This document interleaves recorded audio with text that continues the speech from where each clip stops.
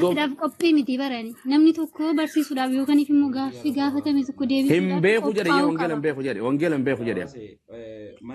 Isan beekutti amanneera amma. Okay hayye Yesuus gooftaa ta'uu ni beektu hin beektu. Gaaffii deebisuuf barsiisuuf immoo amma qophii. Barsiisi jan Yesuus gooftaa ta'uu hin beektu. Hin beeku jedhe yaa Yesuus Kiristoos gooftaa yaa gooftaa. Okay gooftaan aan jechu jirtaa miti. Yaa gooftaa. Okay eenyu gooftummaa kanneef. Gooftummaa. Gooftummaa isaa hin amantu sin gooftaa ta'uu isaatti. Waan siin jedhin amantaa miti. Si goofta jedhetti amanaami. Eeyyee nani gooftaa dhadheen. Okay gooftummaa san eenyu kanneef. Gaaffii akkasiin gaafatiin agaanaan. Hin beektu jechuudha. Goofta jettee immoo hin beektu. Gooftummaan Yesuus hin fudhanne lafaa fi waaqarra gooftummaan naa kennamte jedhaame. Hin jedhu. Ni jedha. Eenyu kanneef. Jedhee baranii barsiisuudhaaf yookaan immoo gaafatame deebisuudhaaf yaani na barbaachisa yaani. No jechuun deebisiinsi jedhu ni beekta gooftummaa akka fudhate ni beektamu hin beektu. Yesuus gooftaadha. Yesuus gooftaadha. Okay deema dhuftu deema deema. Waan hin beekne nama hin jedhina. Deema baradhaa kotta. Ongela barana sigotani. Deema ye sellachuutu. Keessan barachuun gaabbumaas keessan barachuun ni malee keenyammoo mana barsiisuu keenya deemnee baranna. Okay sigaa Muhammad ergamaa deettee amantaa? La. Okay Quraana irraa Muhammad ergamaa dha jedhaati ati ergamaa miti Quraana irraa kan jedhu hin qabdaa ragaa. Ani ikku barachuuf hin feebar. Waan siin jedhe Muhammad okay Muhammad ergamaa dha jedhee Quraana kiyyanaan jedha. Ani hin beeku kana barsiisa. Okay ragaani qabdaan siin jedhe Muhammad ergamaa miti kan jedhu. Ani hin beeku jedhee bar ergamaa ta'uu dhiisi gaaffii. Okay Yesuus Kiristoos ergamaa akka ta'e ni beektaa Quraanaa fi wangeela irratti. Quraana keessa hin beeku. Wangeela irratti Yesuus akka ergamaa ta'e ni beektaa. Barachuun nufi eeyyee. Barachuu dhufte irra. Eeyyee.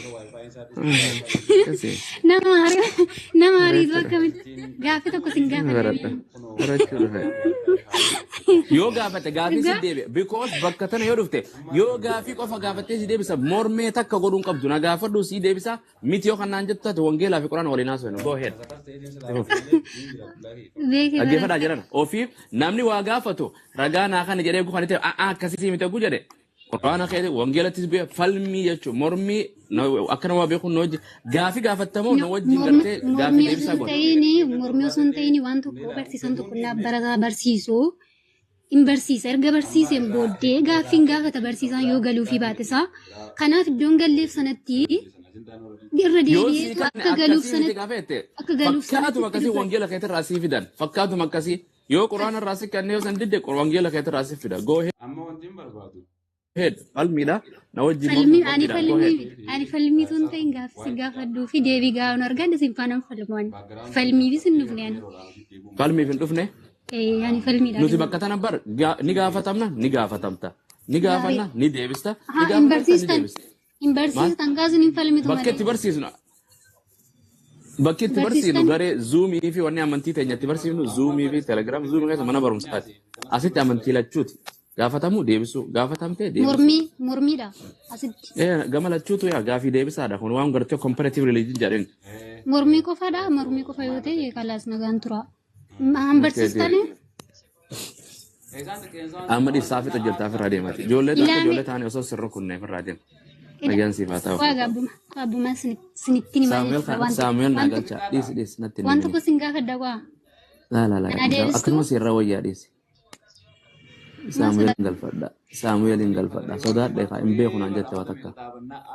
Na barsiisuu sodaatu ture malee. Yesuus gooftummaa Yesuus nama hin beekne akkamitti na jaallata. No ani gooftummaa Yesuus Kiristoos arras boonsu Yesuus Kiristaan dhiiraan gooftaa miti Yesuus ayyee hin beeku naan jette. Yesuus gooftaa eeshee isin amma yeroo nama tokko muslimummaa qabsiistanii maal jettanii qabsiistu Yesuus Kiristoos yookaan immoo Iisaa jettanii qabsiistu Iisaa yookaan Yesuus Kiristoos kan jedhu macaafa keessan keessa ni jira. Ni jira Iisaa ni jira. Ni jira Yesuus Kiristoos ni jira. Yesuus Kiristoos. Jesus illee jenna Yesuus jenna Jesus jenna macaafa keessan irra Jesus ni jira. La macaafa keessan keessa ni jira hin jedhe macaafa keenya irra hin jiru afaan Ingiliffaa. Macaafa keessan Okay, afaan Ingiliffaa Arabiiffaadhaan Iisaan ni jira. اوكي افان رومي فادان يسوع كريستوس كان جرو نجرا Wangeela keetti irra jira Yesuus Kiristoos.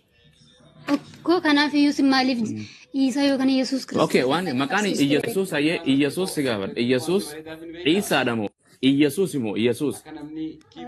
يسوع كريستوس Maal laa waan aan jettu dhaggeeffadhaame. Waan siin jedhe.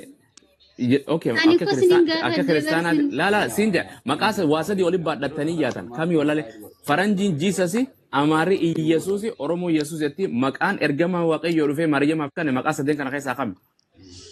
my god My God.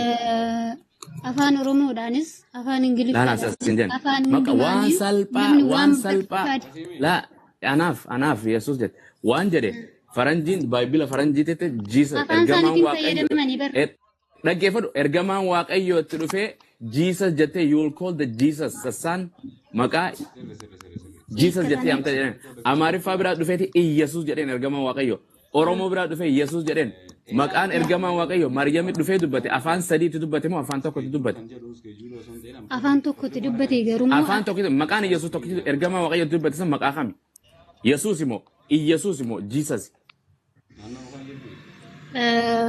macaafa qulqulluu kan jalqabaatu hin ta'ini nu hiikameen nu bira ga'ee afaan keenyatti hiikame waan ta'eef akka barbaannetti hiikame ergamaan Waaqayyoo yeroo itti dhufe dubroon ilmani deessii jedheen afaan Oromootitti maqaa isaa Yesuus jetteetti moggaafte jedheen moo Jesus jetteetti moggaafte jedheen moo Yesuus jetteetti moggaafte jedheen hiikkaadhaan beeknan warra ingiliffaas jiisasitti hiikkatanii okay fakkeenyaaf yoo Itoophiyaatti maqaan kee masaratte Ameerikaa dhufte maqaan kee maal ta'a? Jijjiirachuu danda'anii akkan barbaadetti maqaa koo.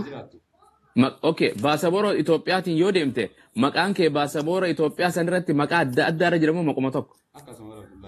Jijjiirachuu danda'anii maqaa. Okay, Yesuus ni deebi'aa miti? Ni dhufaan biyya lafaa? Yaa.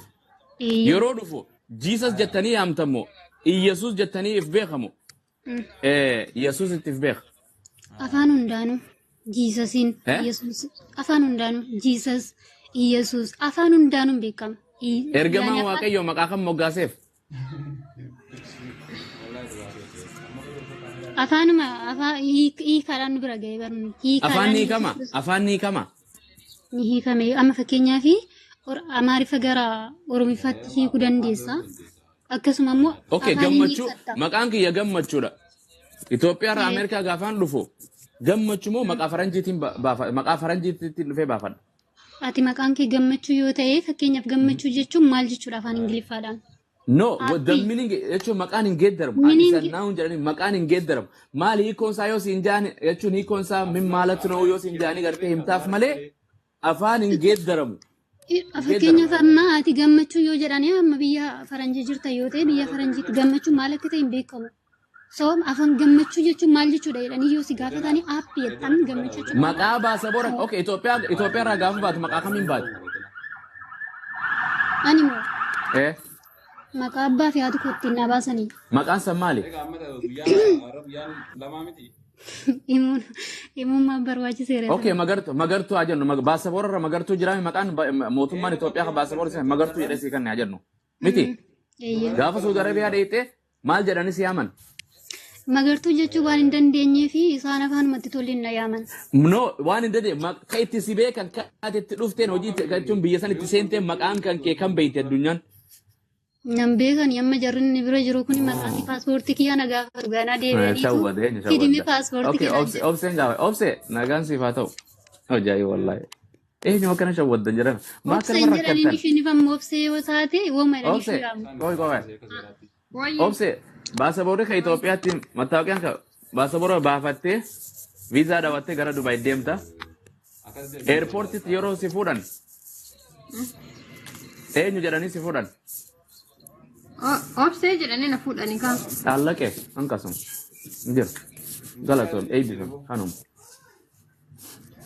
Obsee jedhanii si waamaa jiru ree obsee atammoo mana jirtu sanatti. Danta maqaa ati akka feetetti itti kannita. Okay Yesuus maqaa karana yaamaa jedhe Yesuus Kiristoos maqaan isaa Yesuus kami originaallee? Ikkoo inni kan hiikameen bira ganii afaan. Inni kan waan jedhe kalaas dhumattee bara waan jedhe harmeen isaa afaan Oromoo dubbatti? Hin dubbattu. Afaan maalii dubbatti?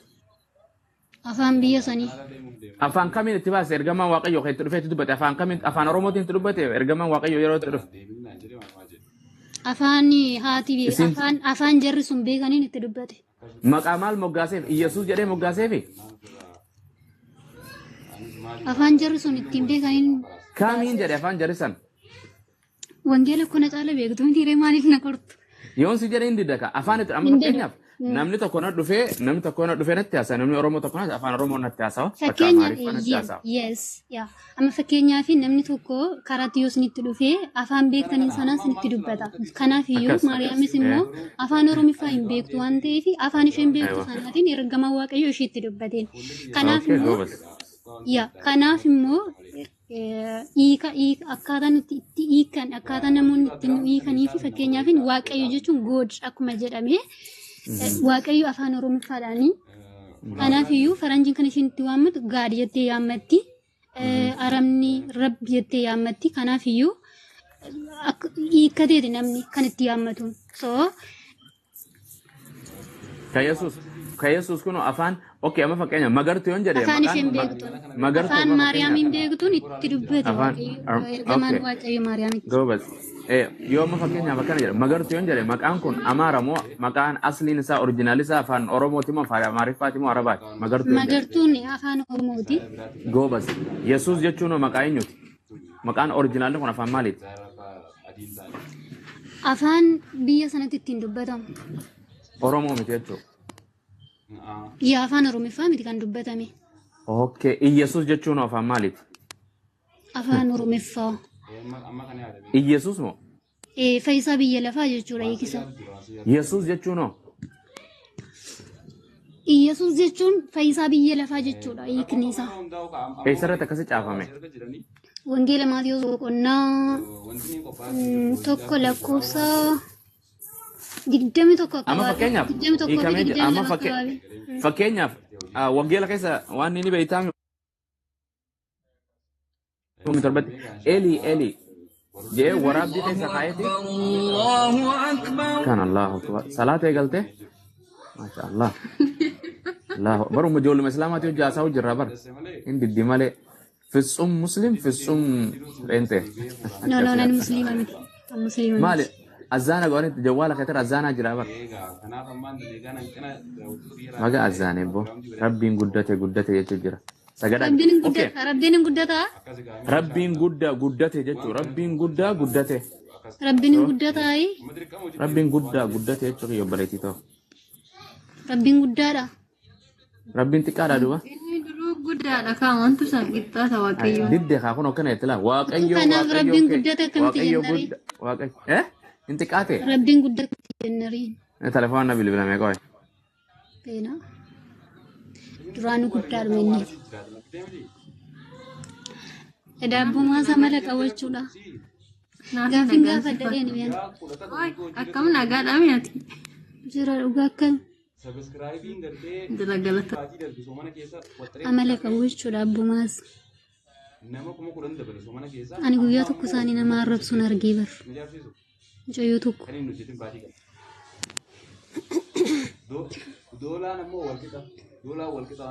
ba'an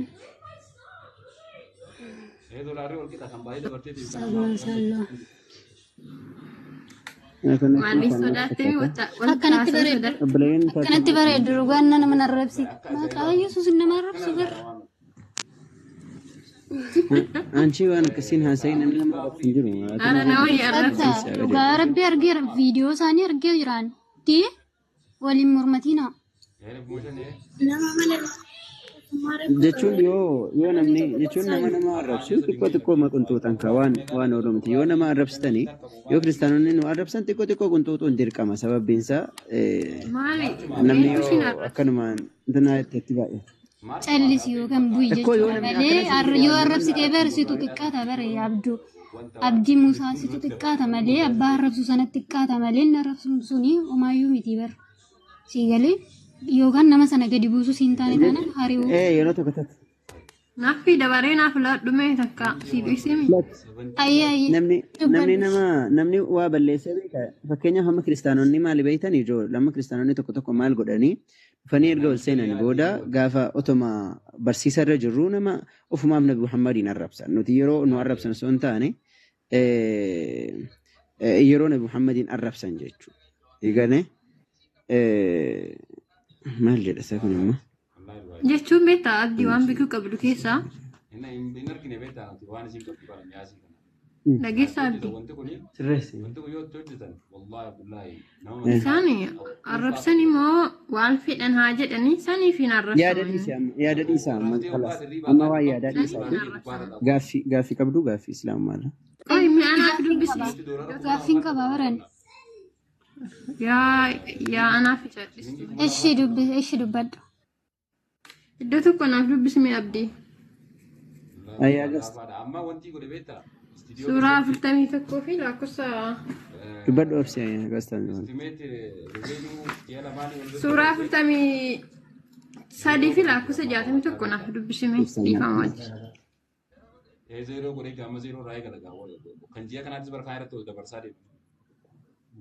Maal jette suuraa 41? 61 irra 43 fi 61. Tami sadi jatami tak. Aye. Ana Zukhrufi aye. Aye. Me antana ra gubbar rasi dubbisu shantami saddeet irra. Achuma naa dubbisa addee asiin jedhe sanirra. أي وإنه لعلم للساعة فلا تمترن بها واتبعوني هذا صراط مستقيم جدا إنك يا مفمل التور إشين شكنا أنا هردفا كانت كراك جيلا داجنا Itti fufii dubbisi. ولا يصدنكم الشيطان إنه لكم عدو مبين شيطاني لقاه هردفو إرا أكيسن أرجن إني إسنف ديني فبعد أجل Itti dubbisa ammas. ولما جاء عيسى بالبينات قال قد جئتكم بالحكمة ولأبين لكم بعض الذي تختلفون فيه فاتقوا الله واطيعون إسان يرو رجالي فتانين دفي إسان نبي الله عيسى عليه السلام يرو رجالي فتانين دفي نجد رقمتي أنا بيكم سانا إسن التدفي أمس أكن قري وانس كيستي والأبدني إسن إبسوفين دفي ربي سداد أنافس أجج ماجد Itti dubbisa ammas. تفوفين لبس جاتم يا فريلة إن الله هو ربي وربكم فاعبدوه هذا صراط مستقيم الله اسمته قوفتاك يافي قوفتاك يسن إسا قفا قبرا كانت كراك جيلا داجل Ash ammas dubbisa. فاختلف الأحزاب من بينهم فويل للذين ظلموا من عذاب يوم أليم قريوان قدو إسانيتي إما كان يرتي واللبنير إسان ميت آل لغنيف أدبي قيالا لساتو جراجل Ash achirratti isaaf ajajamaa jedha quraanni keessan waan inni jedhe isin maafi ajajaanne firre.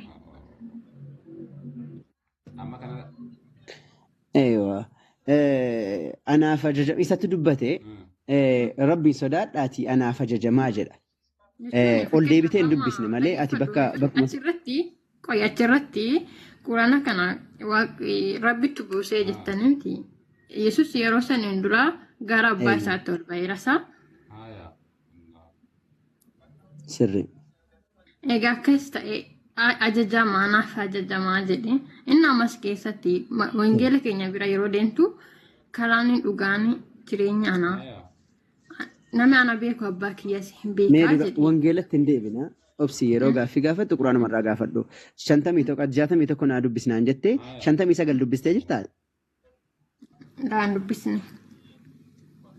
59 irratti maal jedha beektaa ati achumarraa naa dubbistu malee jennaan dhage malee 59 irratti otoo 60 ga'iini إن هو إلا عبد أنعمنا عليه وجعلناه مثلا لبني إسرائيل يوف براقبات تدبسي لكوش شنتمي سقل الرتايت ما تفيدت بسم الله ما تفيدت رقمت جدا رقمت إني وكان مو عيسى قبري كانوا تيسر رتيت ولا أولي إلمان إسرائيلي fakkeenya isa taasifne malee waan biraa miti jedha. Lakkoofsa 59 irratti jechuudha. Dhugumatti inni yookaan ammoo Ciisaan garbicha nuti isa irratti tola oollee ilmaan Israa'eliif fakkeenya isa taasifne malee waan biraa miti jedha. Eenyuun jechaa jira amma fattaqullaha wa ati'u. Allahi sodaadhaatii. Isaa kana amma Allahiitu akkas jechaa jira. Maal jedhee? Jechaa Na dhagaata? irra deebii hikime. Eeywa lakkoofsa 59 irratti maal jedhaa? Dhugumatti inni yookaan ammoo Ciisaan garbicha nuti isa irratti tola oollee ilmaan Israa'eliif fakkeenya isa taasifne malee waan biraa miti jedha. Argitee? Kanaafi Rabbiin Quraana keessa maal jedha? In huwa illaa abdun. Dhaggeeffadhume nuti jedhaa jira nuti isarratti nuti jedhaa jira achirratti nuti guggaa jedhu waaqa an jenne nuti jedhaa jira eenyu faana kun hin beektaa. Jechuun inni kun gaaffii lammataatii bar. Dursa anaaf ajajamaa jedhee Rabbiin sodaadhaatii anaaf ajajamaa jedhee jetteemi. Anaaf ajajamaa jedheera ajajamuufii qabanillee. Eenyuun jedhe kan jedhuuf ayata 59 siifite. Inni kan jechaanii ture saba Israa'el warra gaafa sana jiraniin. Maal jedhee inni garbicha isa irratti tola oollee saba Israa'eliif fakkeenya isa goone malee waan biraa miti jedha. Kanaaf warri naaf ajajamaa jedhellee warra saba Israa'el bara inni jiru jiran sanii jechuudha. Warri naaf ajajamaa jedhan warri ajajamuufii qabanullee eenyu jennaan nuun osoo hin taane warra gaafa sana. Achumatti jechuudha. Isa taasisne yennaa jedhu sani akkam nama meeqa eenyu fa'aa jira yeroo sanitti eentu akkasi jedhaa jira. Nama wayiitu wanta qabamanii waa'ee kana dubbata jira. Waaqa qofa dubbata jira. Eewa sungaafii biraati obsi sungaafii lammaffaati beeki. Dursaa eenyuun ani naaf ajajamaa jechaa jira. Eewa inni barreeffatu hin dagaddu abshir hin dagaddu. Dursaa eenyuun naaf ajajamaa jedhaa jira kan jedhu laal. Eenyuun gaafii gaafa eenyuun naaf ajajamaa jedhe jennaan saba Israa'el warra yeroo san jiraniif maaliif jennaan lakkoofsa 59 irratti akka inni warra saba Israa'el qofaaf ergame Rabbiin dubbateera waan ta'eef. Tayyib inni kun warri inni naaf ajajamaa jedhe kuni nuun hin laallatu. Sin laallatu warra kaan hin laallatu. Eenyuun laallataree warra saba Israa'el warra gaafa sanii jiran saniin jechaa jira jechuudha. Sanachitti biraa galleetiin jira. Nuyi kan jedhu immoo maali kan jetteefi? Nuyi kan jedhu Rabbi subhaanahu wa ta'ala Rabbii tokkicha gaaffiin kunillee yeroo dheeraa irra deddeebi'amee deebifamaatiin ture gaafatamaallee ture. Nuti kan jedhu Rabbi subhaanahu wa ta'ala bakkoota garaagaraatitti ani jedheellee ni dubbata nuti jedheellee ni dubbata. Rabbiin yeroo nuti jedhee dubbatu dhaadannaaf yookaan ammoo waan godhe san irratti agarsiisuuf yookaan ammoo dandeettii ofii agarsiisuudhaaf haasa'u. Fakkeenyaaf nu waaqessaa hin jiru. Nuuf sagadaa kan jedhu hin jiru Quraana keessatti. Nuuf soomaa kan jedhu hin jiru. Waan godhe wahii irratti Rabbiin gaafa waan tokko hojjete nuti akkas goonee jedhee dubbata. Quraanni kun lugaa Arabiffaa beekamaadhaan bu'e. Rabbi Quraana keessatti yeroo dubbatu bilisaanin Arabiyyin mubiin afaan Arabiffaa ifa galaa ta'een bu'e jedha.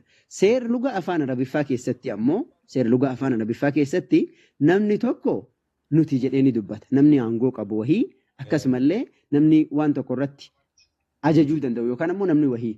Siigalee fakkeenyaaf amma ani hojjetaa Arabaati. Araba jalan hojjedha. Arabni koo yoo dhufe sawwi lana gaahwaa jedha. Gaahwaa nuuf godhii jedha. Garuu inni kophaa isaati. Siigalee ruuza nuuf godhii naan jedha. Inni garuu kophaa isaati. Ajajaa kiyya waan ta'eef ani immoo isa jalatti ajajamaa waan ta'eef jecha anarratti waan ajajaa ta'eef jecha nuti jedheetiniin dubbataa jechuudha. Siigalee fakkeenyaaf amma Rabbi subhaanahu wa ta'ala bakkoota garaagaraatitti ani jedheellee dubbata nuti jedheellee dubbata. Kun immoo of guddisuudha. Rabbiin Quraana keessatti maqaa isaa yeroo eenyutu ergaa nuuf dhaqaa eenyutu ergaaf nuuf dhaqaa kan jedhullee macaafa keessatti caafamee jira. Maqaa Rabbii keessaa immoo maqaa Rabbii keenya suuratul Hashrii boqonnaa 59 keessatti Rabbiin maqaalee isaa yeroo dubbatu jechuudha. Rabbiin maqaa ofii yeroo dubbatu maal jedhaa? هو الذي لا إله إلا هو الملك القدوس السلام المؤمن المهيمن العزيز الجبار المتكبر سبحان الله عما يشركون جل مكا إساكيسا مكا عليه إساكيسا هو الله إني الله لا أسام مليك أن قبر من إنجر الملك إني موتي لا قدوس جديد اتفوفي بودر ما جل الجبار المتكبر الجبار المتكبر argite inni ol ta'aadhaa jedha eeganaa almutakabbir boonaadhaa jedha ni boona rabbiin keenya maaliif jennaan fakkaattiin isaa waan hin jirreef jecha inni fakkaattii waan hin qabneef jecha ni boona yookaan immoo of guddisa rabbiin keenya malee of gadi hin qabu of guddisa maaliif fakkaattii isaa waan hin jirreef jecha anis akkasiiti jedhee dhaadata kanaaf jecha nuti jedhee yeroo haasa'u of guddisuudhaaf yookaan immoo dandeettii Dhis bakka asii hubadheen jira dhis. akkas kanaafuu nuti kan jedhu saniif jechuudha. Achirratti gara macaafa keenyaa gaafa dhufne Yesuus ani gara abbaa geessuudha. Namni anatti amanu jireenya akka argatuuf malee akka baduuf miti. Inni jedhe kun hoo maal ibsa? Reefu siimeetiin ture. Eeyyeen inni karaadha. Quraana keessatti illee rabbiin nu himee jira. Bartoonni isaallee akka isaa hordofaa turan rabbiin illee isaan illee ajajee isa hordofaa jedhee ajaja rabbiin isaanii kenneetiin jira. Siigalee wanni ilaalchi nuti qabnu saniin quraana keessatti illee ni jira, macaafa keessatti illee ni jira. Warri suni warra saba Israa'el. Maaliif jenna Yesuus Kiristoos yookaan Nabiyullah Iisaan alayhi salaam rabbiin saba Israa'el qofaaf isa erge. Kanaaf jecha inni warri gaafa san jirani gaafa inni jiran akkuma fakkeenyaaf gaafa Museenis ergameetiin jira saba Israa'elitti ergameen jira. Warri gaafa Musee san jiran Museetti yoo amanan malee karaa Museetiin malee mootummaa Waaqayyoo yookaan immoo jannata galuu hin danda'an. Warri gaafa Musee jiran jechuudha. Warri bara Yesuus Kiristoos illee sabni Israa'el karaa Yesuus Kiristoosiin malee mootummaa Waaqayyootti galuu hin danda'an inni karaadha. Siigalee warra haadhaatii miti har'a laallatus hin jechuu jira malee. Gaaffii tokko si gaafadha sumarratti. Gaafa sanii Israa'el qofaan jedhee jedhameera.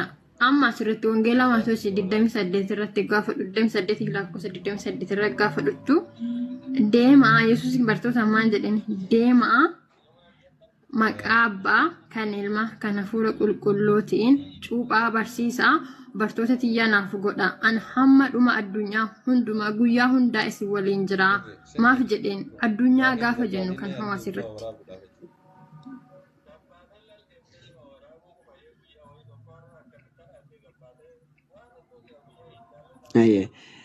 Wanta akka jira asirratti waan tokko jira. Dursa irratti Yesuus Kiristoos asitti ana addunyaadhaaf hin ergamne hin jenne bartoota isaa ergeedha malee. Bartoota isaa hin ergeef hin ergine dubbii biraati yoo keessa seenne san suuta jennee walii ibsuu dandeenya. Garuu gabaabatti inni ana addunyaafan ergame osoo hin taane waa'ee bartoota erguuti sun amma waan bartoota erguuti. Waan bartoota erguu yoo itti seenne sirriitti irraa tanattannee lafa kaa'uu dandeenya. Amma waan bartoota erguu osoo hin taane waa'ee ergamummaa isaati kan dubbachaa jiru.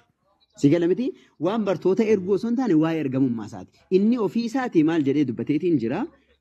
Hojii Maatewos boqonnaa 15 lakkoofsa 24 irratti ani akka warra akka hoolotaa karaa irraa godhanii mana Israa'elii badan duwwaaf malee hin ergamne jedha. Waa'ee bartoota erguu keessatti san itti deebina.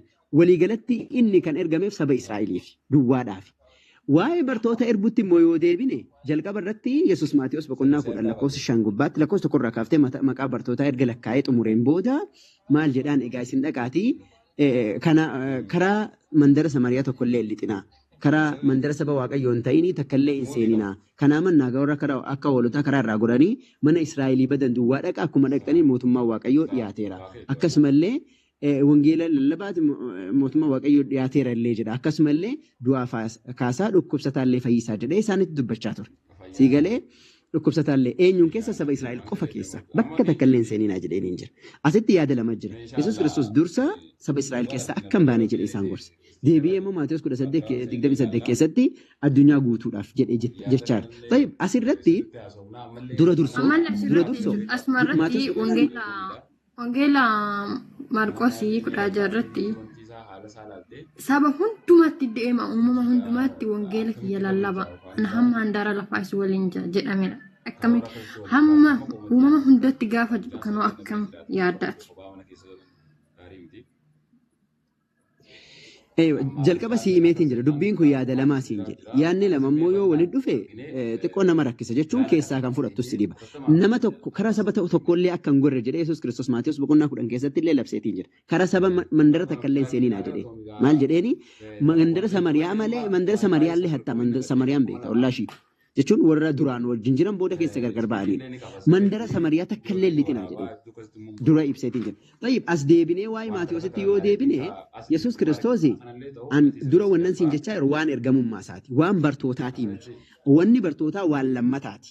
Inni dura inni Yesuus Kiristoos kan hin ergameef saba Israa'elii. Ergamuun saba Israa'elii fi allaqe sanbiraa galleera. Waa'ee bartootaa immoo Maatiyos 18 irra kan 28 irra kan dubbatame Yesuus Kiristoos dhuguma otoo Yesuus Kiristoos bartoota abboomeetiin jiraate bartoonni abboommi isaanii raawwatu moo raawwatan. Dhugumatti dubbii sana Yesuus Kiristoos kan dubbate yoo ta'e bartoonni dubbii Yesuus ni hojjetu moo hojiirra oolchu moo oolchan? Ni oolchan. Ni oolchan. Hayyee waan takka si gaafadha. Egaa dhaqaa maqaa abbaa kan ilmaa kan hafuura qulqulluutiin isaan cuuphaa jedhe. Mee bartoota Yesuus keessaa nama takkallee maqaa abbaa kan ilmaa kan hafuura qulqulluutiin nama cuuphe naaf fiduu dandeessaa? Garuu barreeffama hin jiru macaafa keessatti nuti cuuphamne lama maqaa abbaa kan ilmaatiin nuti cuuphamne la fakkeenyaaf. Isa gaafa san ofirraa dhaggeeffadhu barreeffama gaasanii walubanaa fakkeenyaaf gama kiyyatti cuuphameera maqaa abbaa kan ilmaa kan hafuura qulqulluutiin cuuphameera. An cuuphameera. Isa duukaa bu'aadha. Sin gaafanne. Na dhageessamti? Jechuun akkasii cuuphaneeran kan jedhu hin jiru. Thank you. Hayyee bartootu Yesuus Kiristoos dubbii kana isaan abboomee jiraate bartoonni ni raawwatu. Waan Yesuus isaan abboome hedduu raawwatan moo raawwanne bartoonni? Raawwatanii jira. Garuu walaawwachaa turan. Otoo dhugumatti Yesuus Kiristoos maqaa abbaa kan ilmaa kan hafuura qulqulluu dubbii Maatiyos boqonnaa 28 lakkoofsa 19 irra jiru kana otoo Yesuus Kiristoos dubbatee jiraate dhugumatti inni dubbatee jiraate isa irratti ittiin dabalamne ta'e otoo Yesuus Kiristoos waan kana dubbateetiin jiraate silaa bartoonni waan san ni godhan. Garuu bakka takkatti illee bartoonni Yesuus maqaa abbaa kan ilmaa kan hafuura qulqulluutiin cuuphanii hin jiran. Bakka takkatti dhaggeeffadhu achuma irratti qoy eegaa bartooti gaafa sanii cuuphuu dhaban nu akkamitti cuuphamne har'a fakkeenyaaf an cuuphamee jira. Akkoo isin waan caafame argitanii cuuphamtan garuu wanni caafame kun sirrii miti isin jechaa jira. Wanni caafame kun Yesuus Kiristoos hin jedhin inni caafame dhaggeeffadhu inni caafame sirrii ta'e warri sun yeroo itti raawwachuu warri sun raawwataniira hin raawwanne kan jedhuu fi fakkeenya nuti amma ani cuuphameera gama ofii kiyya fudhadhee nama biraa osoo hin taane amma cuuphameera. Isuma gaasan barreeffama gaafsa asirra dhufeerra ani cuuphameera. Namni cuuphamee namni yoo cuuphamee maqaa abbaatiin cuuphamuun hin danda'amu jedhamee barreeffameera beektee as keessatti macaafa keessatti. Qoy. Maqaa abbaatiin bartoonni cuuphamu hin cuuphne? Hin beeku isa dhugaa dubbachuuf hin dhaggina as keessatti. Eeywa hojii ergamootaa keessatti akkaataa bartoonni itti cuuphanii fi akkaataa Phaawulos itti cuuphallee dubbatamee jira. Garuu maqaa abbaa kan ilmaa kan hafuura qulqulluutiin cuuphame namni tokkollee hin cuuphamne. Fakkeenya hafuura qulqulluudhaan cuuphanii jiran. Hafuura qulqulluudhaan cuuphanii jiran. Garuu maqaa abbaa kan ilmaa kan hafuura qulqulluutiin bakkuma takkatti illee cuuphanii hin jiran. Siigalee eega hin cuuphne ta'e bartoonni ammoo waa'ee Yesuus Kiristoos isaan abboome inuma raawwatan. Kamuu ni raawwatan. Kan ammoo hin raawwan. Kanaaf Yesuus Kiristoos dubbii kana dubbachuu isaa irratti wanni qabatamee amma fakkeenyaaf dhugaa dubbachuuf akka addunyaatti kiristaana hundi maqaa abbaa kan ilmaa kan hafuura qulqulluutiin cuuphamu. Eessattuu iyyuu jechuudha. Namni akkas hin cuuphamne hin jiru kiristaana ta'ee jechuudha. Kanaafuu amma namni yoo cuuphaa waan kiristaanonni cuuphaa jechuun fakkeenyaaf cuuphaa jechuun waan kiristaanonni cuuphamuu sin gaafanne bar'obsi. Awwaan bartootaa si gaafachaa jira. Namni lammaffaa dhalachuu jechuudha cuuphaa jechuun fakkeenyaaf. Kanaaf namni yoo hin cuuphamne mootummaa waaqaa galuu hin danda'u. Mootummaa waaqaa jechuun jannataa jechuudha. Obsii bara amma waa'ee kana cuuphamuu qabu moo cuuphamuu hin qabanii kiristaanonni hin cuuphamu hin cuuphanii si gaafachaa hin jiru barna nu barne malee ati. Bartoonni Yesuus Kiristoos otoo Yesuus Kiristoos dubbii kana kan dubbate ta'e silaanii raawwatuu siin jechaa jira. Bakkuma takkatti illee bartoonni Yesuus maqaa kanaan hin cuuphnedha wanni si himu jiru. Sii gala miti hin cuuphne bakkuma tokkotti illee. Kanaaf jecha wanni sun waan qabatamaa miti siin jechuu barbaadan. Gamanaan as deebinee Yesuus Kiristoos addunyaa guutuudhaaf ergamuu isaa hin dubbanne. Addunyaa guutuudhaaf hin ergamne. Achirratti amma maangoota isheeta achirratti qabatamaa miti dubbiin kun jettee akkasiin jedhama. Fakkeenyaaf gaafsan qoy waan quraana keessatti caafame hunda isaa raawwatameera fakkeenyaaf raawwatameettaniis fakkeenyaaf Muhammad raawwateera waan wanni rasuulli Rabbi alayhi salaatu wassalaam dhageef أجفر هند صار وأن وتيرا رسول ربي عليه السلام وأن ربي محمد كن محمد وأن ربي محمد كن كم رسول الله عليه السلام راوتني جرا وأن رسولنا برتوت كن اللي برتوني راوتني تنجرا كان فكين عن أما بنوتي راون نيجر فكين عن بريف ميرا وان تيف راوة ميجر كان عفو إسنين بان إسنين ميتي لا أوكسي إسنين ميتي وأن يكون بر خلتي الآن كلالته فدتما هنقبو هنجديني ما في وان جت بريف ميرا وان تيف نوتي فداني تنجرا تجر كان عفو فدتما هنقبو هنجدامو إسنين ميتي متأيو أوان كيسان سنجافن ماشيم سلا يبر نمني سن أجج ينجرو سجمر نمني سن أجج ينجرو فما راوت تملي يسوس كان أجج برتوتا برتوني يورا ونيسي ما راوتودا برتوني راوتني كان أجج مسين وبرتوتا ساتين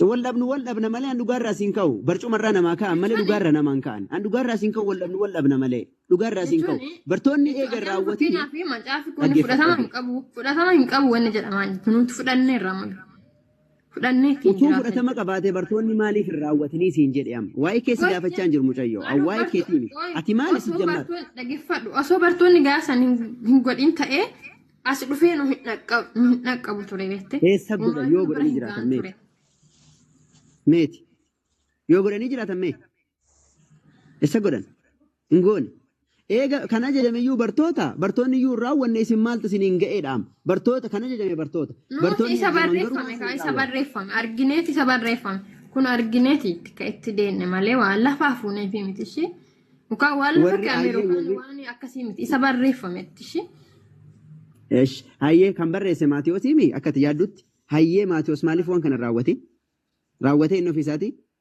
راوتي أنت الصمم الفاز إنه راون برتوني وجهتن هون راو شافا ميجينجرا أجيفر يرودي مني شوفن فكينيا akkaataa cuuphaa akkaataa isaan itti cuuphaa turan macaafa keessatti dubbatameetiin jira hojii ergamootaa keessatti tokko tokkoon dubbatameetiin jira yoo barbaadde baaseen si garsiisa.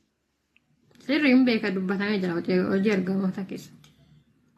Eeywa kanaaf hin raawwanne jechuudha bartoonni kana hin goone jechuudha. Achirratti amma gaaffii tokko asii macaafa keenya keessaa Yesuus iddoo Yesuus ittiin yookaan lafaaf samii walta araarsee waaqayyo jedha. Lafaaf samii gaafa jennu lafti samii Israa'el qofa bira jirti. Maal araarsee? Lafaaf samii walta araarsee jedha. Maal lafaaf samiin dura wal lolanii? Macaafa keessa jedha akkamitti akkasiin ta'e osoo risilkiin keenyarraa jiru. Wal lolanii jedhanii yoo wal loltasi? Garuun aannan gaafatirree macaafa keessa akkas jedha. Lakki ani lafaaf samii wal lolta jedheelleen amanu kan akkeef akkamitti lafaaf samii wal amma fakkeenya barreeffamee jira du'uu isaatiin lafaaf samii walta araaramti. Lafti samii Israa'el qofa bira jirti.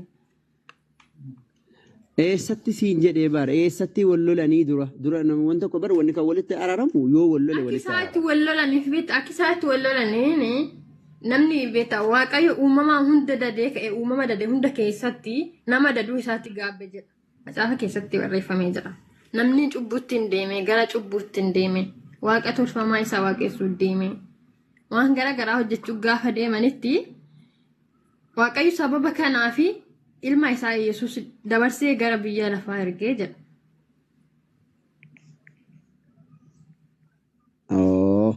Waan siin jedhe amma macaafa keessatti waaqayyo hin gaabbuu. Salaamu alaikum. وعليكم السلام ورحمة الله أستاذ. أبدين وجرتو. إنجر. إسنجتي ديميمي. ركو إنجر أستاذ بقى الفتان. الله. ما رجرت أما